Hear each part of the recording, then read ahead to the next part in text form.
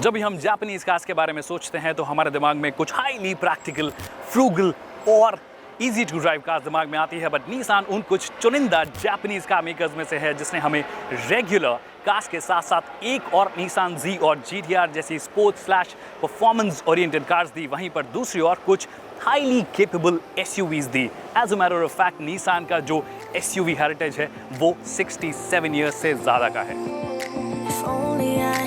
Listen for a while, I would have told you I miss your smile. I thought of you as a friend who can't let go, but when you left I could feel it grow. And the Nissan's SUV journey starts with this, the Nissan Petrol, जिसे कि the king of off-road के नाम से भी जाना जाता है। And guess what? आज मैं हूँ UAE के डेजर्ट में in the middle of nowhere to have a bit of fun with this one.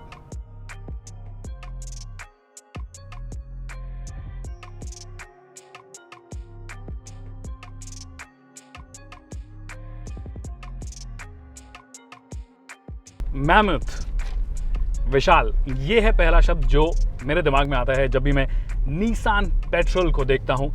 बाहर से बहुत मैसिव लगती है और कैपेबिलिटीज़ में भी ये उतनी ही मैसिव है।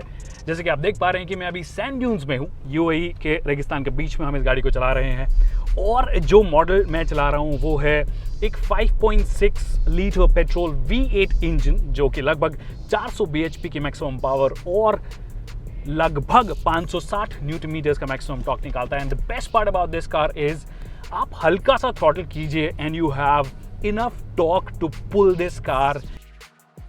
मल्टीपल मोड्स आपको इस गाड़ी के साथ में मिलते हैं, जैसे कि अभी मैं अगर ड्यून्स में हूं तो मैं सैंड मोड एक्टिवेट कर सकता हूं so that it makes my life a lot easier. तो वो एक बहुत खास चीज़ है इस पर्टिकुलर कार की कि इतनी बड़ी गाड़ी है ये, 2.8 टन इसका वेट है, लगभग 2800 kilo.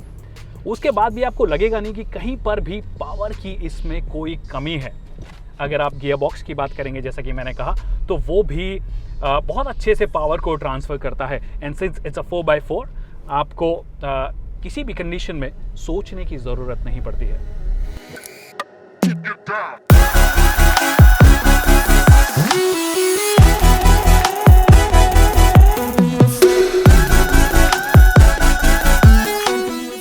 Ladies and gentlemen, it's the day 2 and the car number 2, Nissan Pathfinder, जो कि है एक प्रॉपर 7-सीटर फैमिली SUV जिसे कि निसान पिछले 60 साल से बना रही है और ये भी उतना ही बड़ा कंट्रीब्यूट करती है निसान के हेरिटेज SUV में जितना कि पेट्रोल ने आज तक किया है।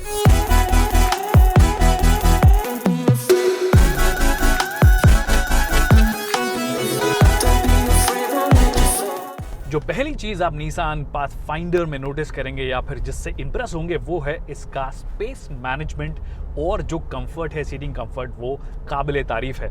अगर आप सबसे पहले तो क्वालिटी ऑफ सीट्स की बात करेंगे, ज़बरदस्त है, बहुत अच्छे से होल्ड करके रखती है, चाहे आप सेकंड रो में है या थर्ड रो में है। स्पेस मैनेजमेंट के हिसाब से मैं आपको रेफरेंस दूँ तो ये उतनी ही बड़ी है जितनी कि पेट्रोल बड़ी है।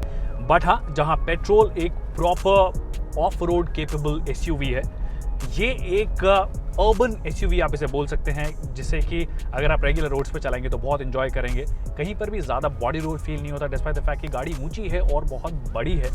थोड़ा बहुत हाँ आपको कभी कभी फील होगा जब आप शार्प टर्न्स लेंगे या फिर एक्सट्रीम कॉर्नर्स पे हैं, otherwise it remains pretty intact. और जहाँ तक इंजन ऑप्शंस की बात है तो इसे ग्लोबली या फिर अगर मैं ऑस्ट्रेलिया की बात करूँ जो कि राइट हैंड ड्राइव मार्केट है, हालांकि मैं अभी लेफ्ट हैंड ड्राइव चला रहा हूँ, but right hand drive market Australia की अगर मैं बात करूँ तो इसे 3 इंजन ऑप्शंस के साथ में वहाँ पे अवेलेबल करवाया गया है। एक है 3.5 लीटर V6 पेट्रोल इंजन जो कि लगभग 281 bhp की मैक्सिमम पावर निकालता है, और एक है 2.5 लीटर का हाइब्रिड मॉडल जो भी अगेन पेट्रोल हाइब्रिड है, और एक है एक 2 लीटर का डीजल इंजन जो कि लगभग 171 bhp की मैक्सिमम पावर निकालता है। पर सवाल ये उठता है कि क्या निसान पाथफाइंडर इंडिया के लिए रेलेवेंट है? वैसे ऑनेस्टली मेरे हिसाब से ये एक बहुत ही रेलेवेंट प्रोडक्ट है निसान के लिए। पहली बात तो निसान ने अभी तक 7-सीटर स्पेस जो है उसे एक्सप्लोर नहीं किया है। और ये एक बहुत ही प्रीमियम प्रोडक्ट के तौर पर इंडिया में आ सकता है एक 7 सीटर के तौर पर, जो कि हो सकता है कि जो कॉर्डियक वाला बायर है या फिर फॉर्च्यूनर के हाई एंड वेरिएंट वाला जो बायर है उसको अट्रैक्ट कर पाए, क्योंकि इसमें हर एक वो चीज़ है जो आप उम्मीद करते हैं एक प्रीमियम 7 सीटर SUV से। हमें अभी तक श्योरिटी नहीं है कि इंडिया में आएगा, but I think it makes a lot of sense to bring this to India. और अब बारी है निसान SUV हेरिटेज में कार नंबर 3, जो कि हम इंडियन से रूबरू पहले हो चुकी है, मतलब हम फेमिलियर कर पाएंगे इस गाड़ी से। This is the X-Trail। Hang on the ropes now, 'cause I wanna feel your body next to me. Get a bit closer, just a very second till we're falling deep. जैसे कि आप देख पा रहे हैं कि लेफ्ट एंड ड्राइव है, तो ग्लोबल वर्जन है, मेक्सिको में इसे बनाया जाता है और ग्लोबली इस कार को 5 सीटर और 7 सीटर वर्जन्स दोनों में उतारा जाता है। हालांकि जो इंडिया में आई थी पहले वो एक 5 सीटर वर्जन थी। क्लैरिटी नहीं है कि कभी ये इंडिया में वापस आएगी या नहीं आएगी, बट अगेन अगर ये ढंग से इसे प्राइस कर पाएँ इसके 7 सीटर वर्जन को, तो फिर वो एक अच्छा सेंस बनता है मेरे हिसाब से। जहाँ तक इंजन ऑप्शंस की बात है, तो इसके साथ में ग्लोबली 2.5 लीटर पेट्रोल एक इंजन आता है और एक 2 लीटर का डीजल इंजन आता है, जो कि लगभग 171 bhp की मैक्सिमम पावर निकालता है। एंड इफ़ एट ऑल अगर ये इंडिया में आती है तो वो ये दोनों इंजन ऑप्शंस ही इनके पास में है X-Trail को लेकर। जहाँ तक ड्राइविंग डायनामिक्स की बात है, तो अगर आप इसे पेट्रोल से या फिर पाथफाइंडर से कंपेयर करेंगे तो ये ज़्यादा कंफर्टेबल लगेगी आपको शहर के हिसाब से।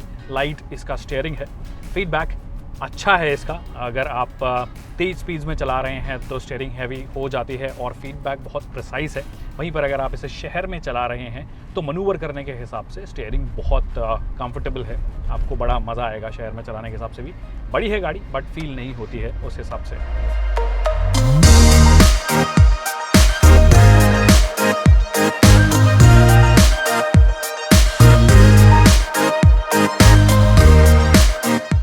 और फिर बारी थी उस कार की जो कि है इंडियन मार्केट के लिए सबसे ज्यादा relevant, Nissan kicks.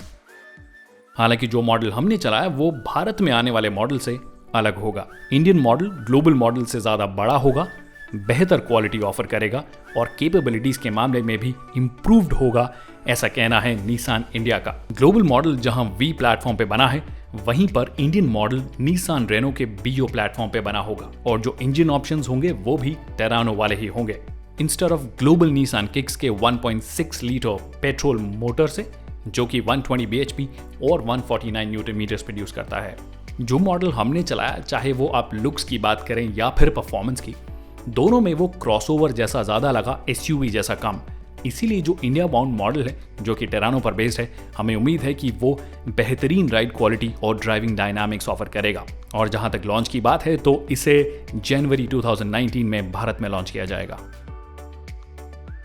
So this is the end of the day 2, जो फाइनल डे है हमारा। बहुत ही हेक्टिक डे रहा है क्योंकि 3 निसान के SUVs को हमने आज चलाया है। कल मैंने पेट्रोल चलाई थी, सैंड ड्यून एक्सपीरियंस था और हाईवेज पर भी उससे बहुत अच्छे से दौड़ाया था।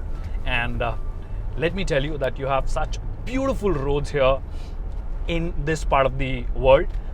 आज मैं बात करता हूँ उस सवाल की जो आपके दिमाग में बहुत टाइम से आ रहा होगा जब आपने पूरा वीडियो देखा कि क्यों हमने निसान की ये गाड़ियाँ UAE में चलाई और वो भी लेफ्ट एंड ड्राइव, जबकि इंडिया एक राइट एंड ड्राइव मार्केट है। तो इसके पीछे 2 लॉजिक है। निसान अब SUV की तरफ अपना फोकस बढ़ा रहा है, तो उन्हें ये दिखाना था कि उनकी SUVs बहुत रगड होती हैं, बहुत ड्यूरेबल होती हैं और इसी वजह से UAE जैसे मार्केट में जहाँ पर बहुत ज़्यादा पॉपुलर है SUVs, it's called the land of the SUVs, और इसी वजह से यहाँ पर लाकर उन्होंने कैपेबिलिटीज़ दिखाई अपने प्रोडक्ट्स की। And I must say that they have some fantastic cars, especially the petrol.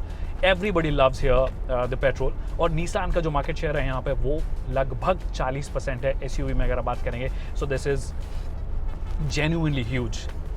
बाकी दैट्स व्हाट इट इज़। अगर आपको ये वीडियो पसंद आया तो इसे लाइक करना और शेयर करना ना भूलिए। अगर आपके कोई सवाल है जो मैं जवाब नहीं दे पाया हूँ तो आप कमेंट सेक्शन में बताइए, हम जल्दी से जल्दी उनका जवाब देने की कोशिश करेंगे।